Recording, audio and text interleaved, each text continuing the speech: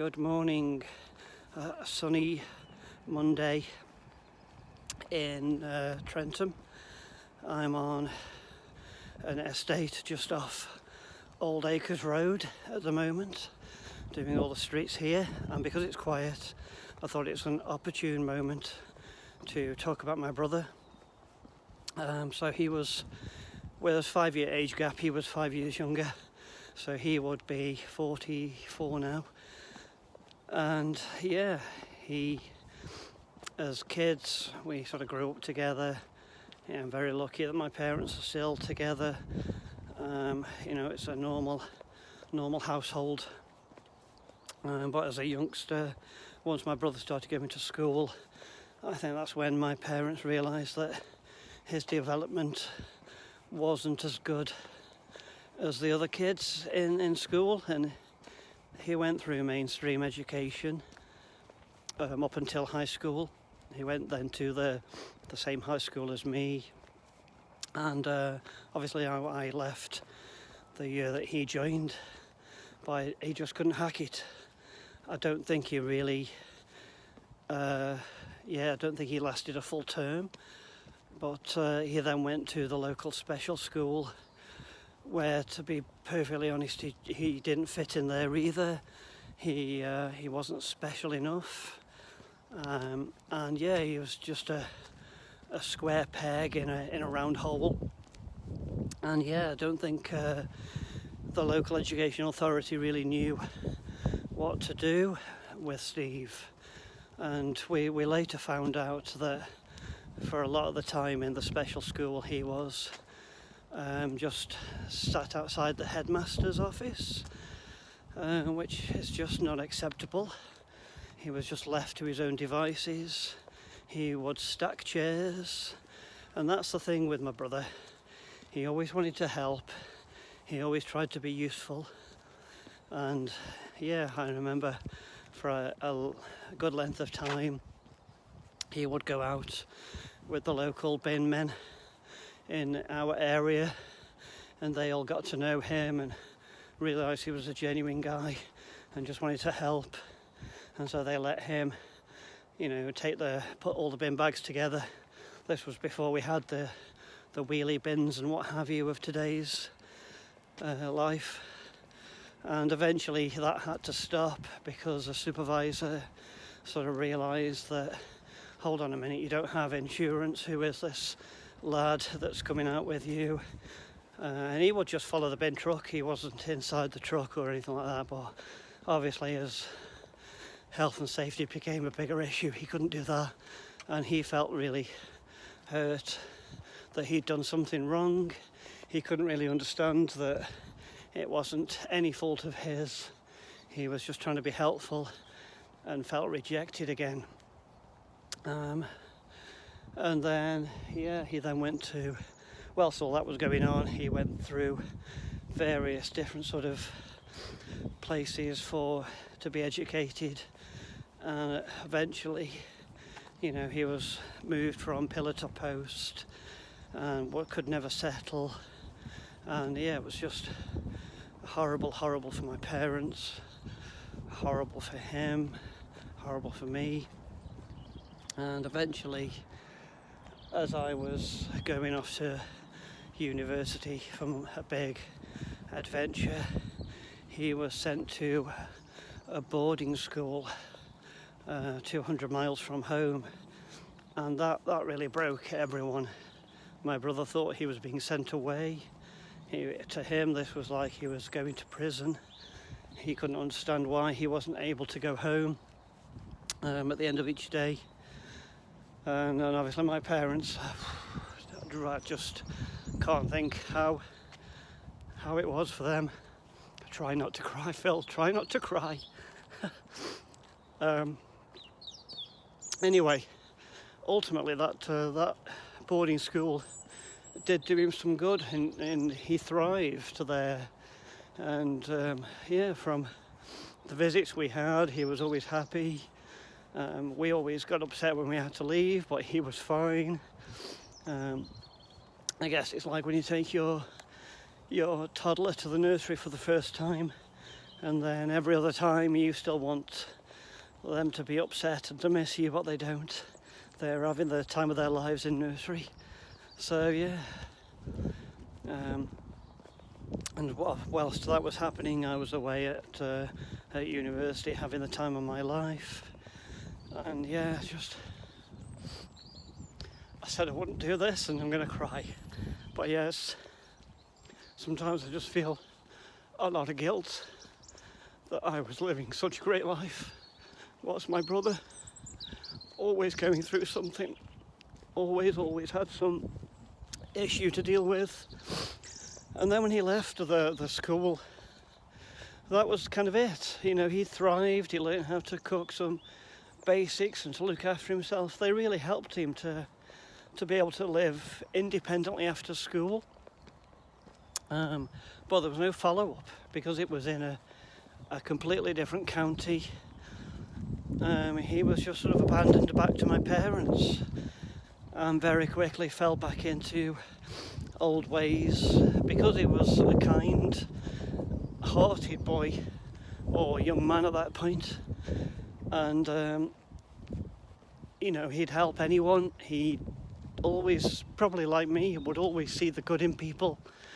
Even if you were being scammed, he would always think, yeah, it's fine, this is okay, but obviously it wasn't. And again, I remember one time, whilst I was away, again having the time of my life, backpacking in Australia in the early 2000s, my brother was having his benefits signed away into somebody else's name. He then moved down south somewhere. I don't know if it was Reading or Surrey, I don't know, but and that was just a nightmare for my parents to cope with again. And this happened so often, and we had nowhere to turn to. He had social workers, but because he was, you know, a really big guy, and by his early 20s he'd started to put on weight because he was comfort eating all the time. He just became quite a big guy, and if he couldn't understand something, he would, you know, get agitated, and people thought that was a prelude to becoming violent, and it really wasn't. He was never that kind of person. He's brought up exactly the same way as me in exactly the same house. So, you know, but I can understand the hesitancy of professionals who don't know him like we did. But yeah, just really hard for everyone, and we felt pretty much abandoned. My parents campaigned, and you know, for a long time to try to understand what was going on, and what kind of, you know, to get some sort of a diagnosis so that we could better understand how he was thinking, and then how we could help him. And eventually we were told that he had something called pragmatic, oh gosh, I can't remember what it's called, pragmatic something disorder. Oh, damn it, I've forgotten already. Which basically is meaning that he can't understand the language very well, be that, you know, written or verbal language. It just wasn't it wasn't able to understand the meanings of things, which like with the bin men, when they said that he couldn't be with them anymore, he took it to heart as though he'd done something wrong. He was never able to process that it was just some job's worth who'd said that he wasn't able to go with them again. He just couldn't cope with that and felt rejected. And the same with all his education. He just constantly felt like he was, well, I'm assuming this, that he always felt like he was thick and useless and never really amounted to anything in life. And so that's why I'm here doing all this, and I wish I could have done it a lot quicker and faster, but my body's broken and won't let me do the things I want to do anymore. But yeah, I don't know who will see this and whether anyone will relate. I'm sure there are lots of other people. Semantic, that's it, semantic pragmatic disorder, such a mouthful. But yeah, I don't know if there's anybody else that could relate to these things. And ultimately he died way too young, 38. And yeah, it was just horrible. And at some point I'll have been an only child longer than I'll have been a brother, and that's not ideal either, but I'm just feeling sorry for myself now.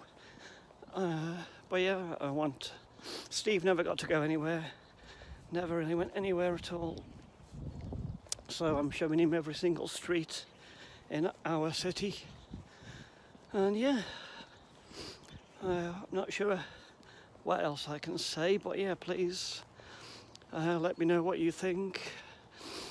If this does relate to anyone, like I said, he was a complete sort of unique character, very funny as well. I'd love to tell you some of the anecdotes, but it just wouldn't really be appropriate. But yeah, he was a funny guy, very sort of dry sense of humour at times.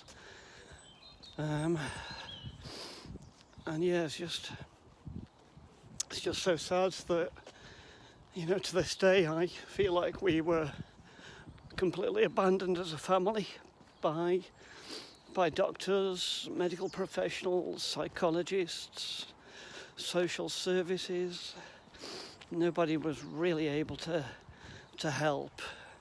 And I think ultimately my brother, he was special enough to understand that he was special, but he wasn't able to fully understand the reasons behind it or the diagnosis. And because that came so late in life, there was very little we could do in terms of education, for both ourselves and for Steve.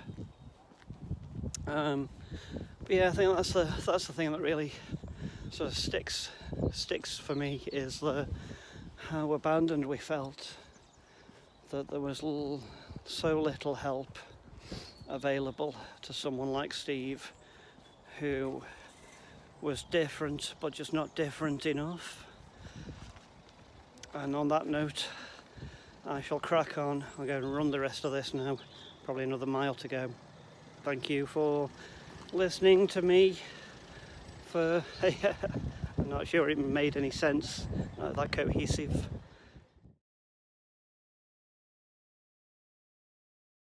Right, I knew this would happen, so here's a follow-up video, because there's other things I forgot to mention.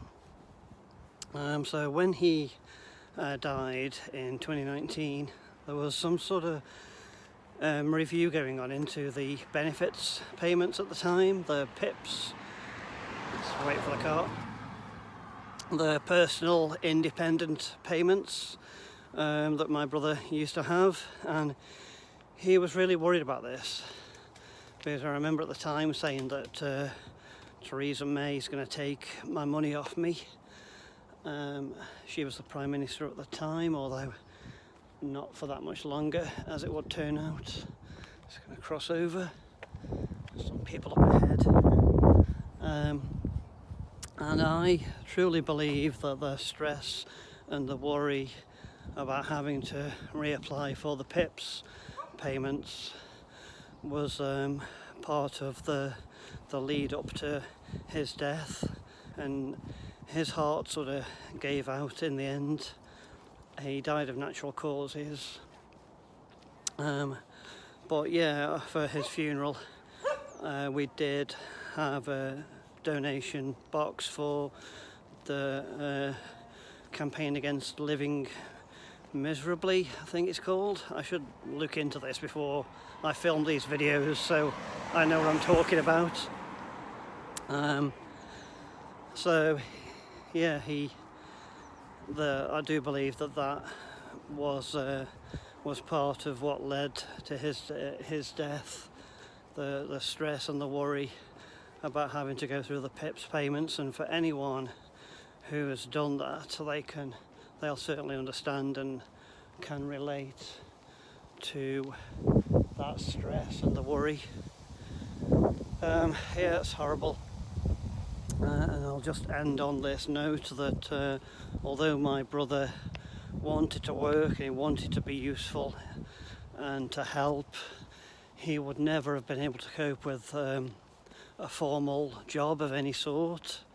He would still be on benefits now, unless there was ever a scheme in the future where people with his sort of issues would be able to work on an informal basis and just, get paid for as and when they could come in and do whatever it might be, emptying the bins, cleaning, stacking chairs even in a school, who knows. But unless there's ever any kind of a progressive government that can allow for more flexible employment options, then people like my brother will always be, I can't see a thing now, will always be on benefits. And rightly so, because what is the other alternative? Sleeping on the street, ending up in prison. So I do get angry when I hear people talk about the benefit scroungers of society, because my brother was anything but a scrounger, and he lived he'd lived independently in a housing association flat. Wasn't the greatest, if I'm honest, but that was a lot down to him for not being a particularly clean or tidy individual. But he always paid his bills as best he could. The gas, that was an issue. We never really know how he was able to build up such a debt there. And my mum she was in charge of all that side of things, and she kept trying to renegotiate this, but that was a problem as well. And yeah, all these little mini battles that we went through, that my parents went through on behalf of Steve, because there was very little help available. Anyway, I think I need to go down here. Oops, yep, don't get run over. So yeah, just wanted to mention that really about the PIPs payments and my little sort of political soapbox. I'll now finish this off, put my gloves back on because it's a bit cold, and yeah, have a good day.